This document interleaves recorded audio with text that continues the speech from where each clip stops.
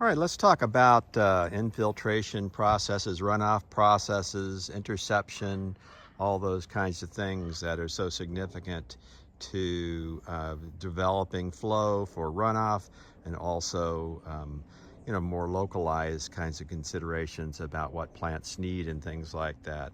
Our focus in this class is mostly on the runoff and that kind of thing, that connection, but as we've seen, they're all connected together. So this particular site, it's just a kind of a random, well, not so random, it's a nearby where I live in Pacifica. And there's a lot of things. I've been exploring this thing during the pandemic, and it's a nice place to walk to.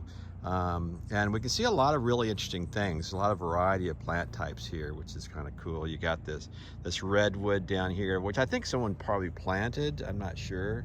There's other ones. There's a Monterey pine over here. Here's an incense cedar, and then there's some cypresses, the Monterey cypresses over there.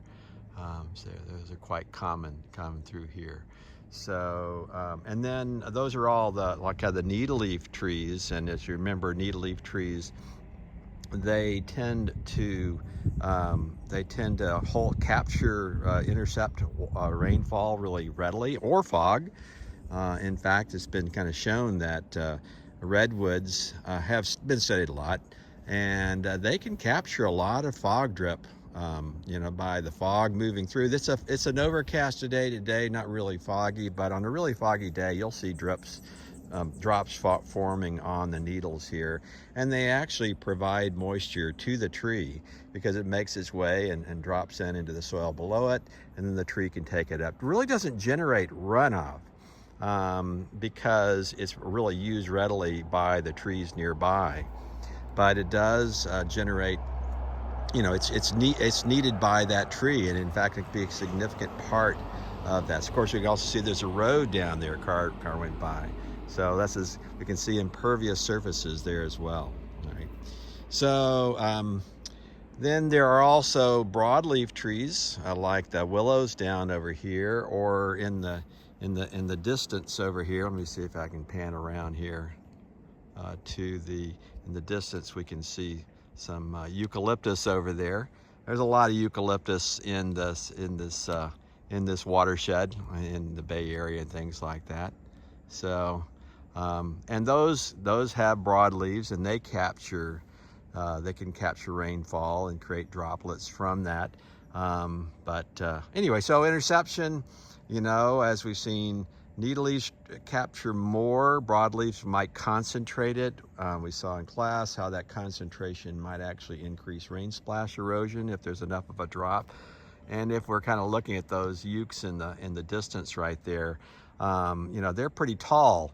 And so a drop falling off those leaves is going to have significant impact when it hits the ground, right? So that is going to be a factor out there. However, the ground around them is covered with thick litter because they produce so much of that. I mean, not a great view of eucalyptus from here, so that's in other videos. And then the willows we're going to expect to work the same way. If I can point that direction. All right, turn around, buddy. Go around here. There you go. Now it's fighting me. Okay, there's a willow right there, and the willows are broadleaf trees and things like that. So they're also going to capture rainfall and then run off. They don't have as much surface area. So that is kind of infiltration, or rather interception. Let's look at what happens when it hits the soil. Well, we talked about in class, let me get back to a little wider angle right there. We talked about Hortonian overland flow.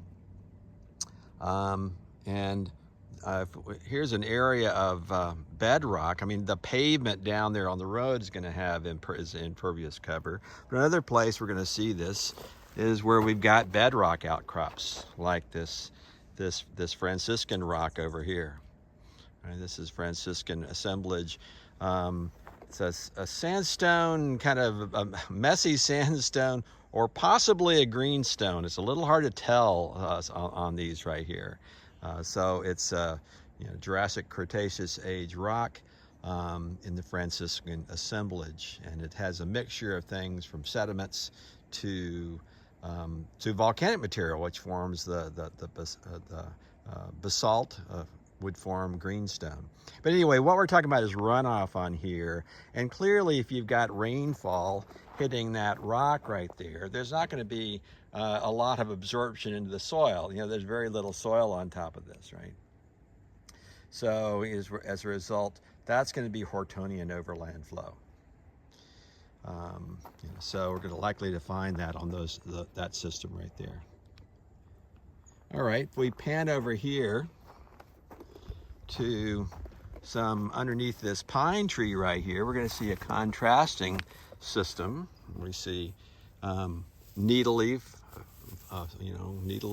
litter on the forest floor, and obviously any rainfall that falls into here is going to be captured, intercepted by that litter. And so you're more likely to have through flow. Now this is actually relatively thin soil right here. It's a fairly thin leaf litter cover, but there's enough to be significant. If I dig in here, you see there's a fair amount of litter in here. It varies a lot from place to place. And I know I'm on a bit of a trail, it's kind of a deer trail I'm on right here. And so where I've been walking along it, along the surface here, walking along, you can barely even tell it's a trail right here. Where I'm walking along it, or where the deer have walked along it, that's going to be a little bit more impervious cover. This is not a heavily used trail. It's the deer trail, right? So you're not going to see a lot of impact from that. And obviously grasses and things like that are a little bit different system.